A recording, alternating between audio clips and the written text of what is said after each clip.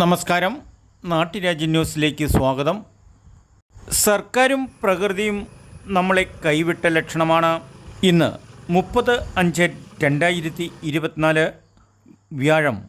കാലവർഷം കട്ടക്കലിപ്പിൽ കൃഷിക്കാരുടെ ജീവിതം കട്ടപ്പുകയാകുന്നു. റംബൂട്ടാൻ പൂവിട്ടത് എല്ലാം നശിച്ചു.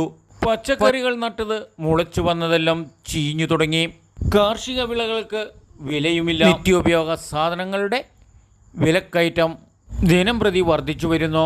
ജീവിതം വഴിമുട്ടി നിൽക്കുമ്പോഴാണ് ബാങ്കുകൾ ജപ്തി ഭീഷണിയും.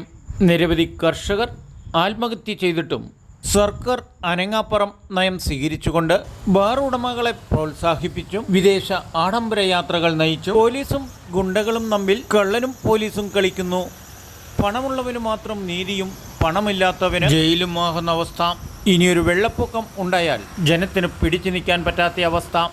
അന്തരീക്ഷം ദിനം പ്രതി കടുത്ത ആശങ്കയാണ് തരുന്നത്. നാല് ദിക്കും ചുറ്റോട് ചുറ്റും കാർമേഘങ്ങൾ ഇരുണ്ടുകൂടുന്നു. ഉൾക്കടലിൽ പെട്ടതുപോലെയാണ് പകൽ മുഴുവനും കനത്ത മഴയെ നേരിട്ടും ലക്ഷ്യസ്ഥാനത്തും അവനവൻ്റെ വീടുകളിൽ എത്താനുള്ള ഓട്ടത്തിലാണ് ജനം.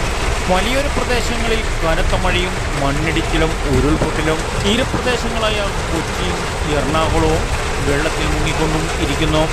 തൊടുപുഴയിൽ ഓടകൾ ഇല്ലാത്തതും നെൽപ്പാടങ്ങൾ കയ്യേറി മണ്ണിട്ടിരിക്കുന്നതും മൂലം തൊടുപുഴയെ കാത്തിരിക്കുന്നത് വലിയ ഒരു വിനാശം തന്നെയാണ്.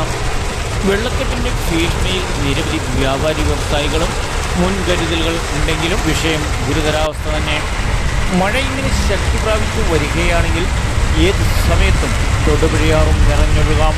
കളക്ടറുടെ നിർദ്ദേശമനുസരിച്ച് ഉത്തരവാദിത്തപ്പെട്ട ഉദ്യോഗസ്ഥരും അധികാരികളെല്ലാം കനത്ത ജാഗ്രതാ നിർദ്ദേശങ്ങളാണ് പൊതുജനങ്ങൾക്ക് കൊടുത്തുകൊണ്ടിരിക്കുന്നത്.